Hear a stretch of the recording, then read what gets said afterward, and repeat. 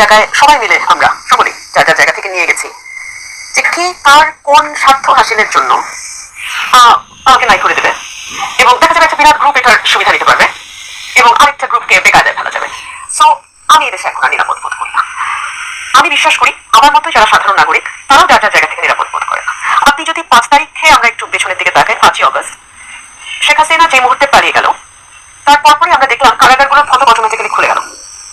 রাজবন্দী, political prisoner থেকে শুরু করে জঙ্গি, সন্ত্রাসী, শীর্ষ সন্ত্রাসী, অমুক নাম তমুক নাম আমরা মোটামুটি সবাই জানি, নামগুলো নাই বলি, সবাই বের হয়ে গেল।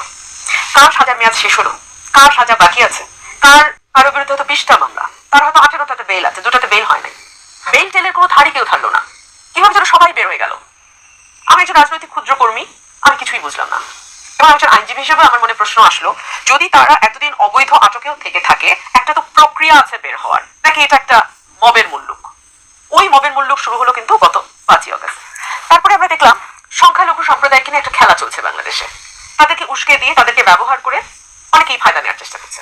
আমার ঘরের পাশের দেশ ভারতের মিডিয়া এমন ভাবে পোর্ট্রে করে যেন বাংলাদেশে রায়ট হচ্ছে, না বাংলাদেশে আসলে রায়ট হচ্ছিল না ওই সময়।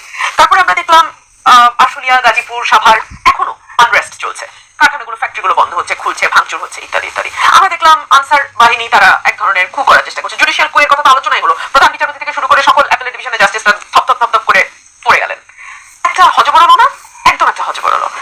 তো এটার মধ্যে আসলে আমরা কি আইনের শাসনের কথা বলবো আর কি রিমান্ডের কথা বলবো? রিমান্ডের ব্যাপারে আমি আইনজীবী হিসেবে এটুকু বলি, বাংলাদেশে সিআরপিসিতে রিমান্ড বলে কোনো শব্দ নাই।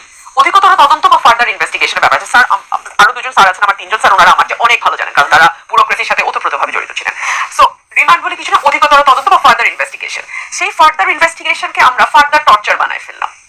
এটা কোনো একক দলের বা একক সরকারের ব্যাপার না, সকলে মিলে আমরা একটা অদ্ভুত রিমান্ড নামক শব্দ নিয়ে আসলাম এবং চোর থেকে শুরু করে পলিটিশিয়ান পর্যন্ত যেই ওটার মধ্যে দিয়ে গেল তাকে মারধরের শিকার, বিভৎস নির্যাতন। এবং এখন তো আদালতে আসলে আমি যতদিন প্র্যাকটিস করেছি আমি দেখেছি খোলামেলা আমরা বলতাম যে ব্যালট স্বীকারোক্তি নিয়েছে রিমান্ডে, মানে বোঝাই যায় যে ওই স্বীকারোক্তির আসলে কোনো মূল্য নাই। জজ সাহেব জানো ওই স্বীকারোক্তির কোনো মূল্য নাই, তাহলে স্বীকারোক্তিটা নেওয়া হয় কেন রিমান্ডে নিয়ে? রিমান্ডের টর্চারটা হয় কি করে, যেটা আইনে নাই, যেটা কানুনে নাই, যেটা কোনো বিধিতে নাই? আর আইন বলে যে 100 জন অপরাধী ছাড়া পেয়ে যায়, একজন নিরপরাধ যেন সাজা না পায়।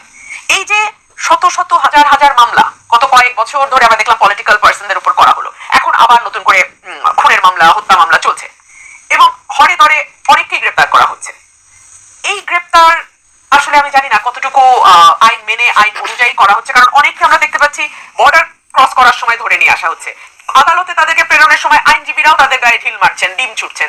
এগুলো তো আসলে কোনোটাই আমাদের আইন বা কানুন বা কোনো কিছুর মধ্যেই তো এগুলো পড়ে না। মোটামুটি আমি দেখলাম 5 তারিখের পর থেকে বাংলাদেশে যার যেমন খুশি, উনিও নিজেকে সমন্বয়ক দাবি করেন, আমিও নিজেকে সমন্বয়ক দাবি করি, আপনিও নিজেকে সমন্বয়ক দাবি করেন। মোটামুটি এটা এখন আমাদের সকলেই আমরা একজন শেখ হাসিনা, সকলেই আমরা প্রত্যেকে যার যার জায়গা থেকে এখন সর্বময় ক্ষমতা আমরা মনে করছি আমাদের হাতে চলে এসছে। সো আমাদের যেহেতু দীর্ঘ মানে বাইরে নয়, সিআরপিসিতে বলাই আছে সেনা বাহিনীকে এই পাওয়ার দেওয়া যেতে পারে, তবে অফকোর্স এই ডিবেটও আসতে পারে যে আমাদের সংবিধান যেটা বলে যে সেপারেশন অফ পাওয়ার, আর্টিকেল 22 এর যে কনসেপ্ট, যে নির্বাহীকে আপনি কখনোই বিচারিক দায়িত্ব দিতে পারবেন না। আপনি যখন এক্সিকিউটিভ ম্যাজিস্ট্রেটকে জুডিশিয়ারির এই ক্ষমতা দেন, বিচারের ক্ষমতা, কিংবা আপনি যখন সেনাবাহিনীর হাতে ম্যাজিস্ট্রেসি পাওয়ারটা দেন, তখন অটোমেটিক্যালি বিচার বিভাগের ওই ক্ষমতা শেয়ার হয়ে যায় নির্বাহীর সঙ্গে। সেই ডিবেট চলতে পারে, কিন্তু সেই তাত্ত্বিক অবস্থানে আসলে আমাদের দেশ আছে কিনা সেটাও এখন একটা আলোচনার বিষয়। সুতরাং আমি মনে করি ভাই, আমাদের নিরাপত্তা সবচেয়ে বেশি প্রয়োজন এই মুহূর্তে। আমাদের নানান রকম ভেস্টেড কোয়ার্টার, নানান জায়গায় নানান রকম কিছু করার চেষ্টা করছে, সেই জায়গা থেকে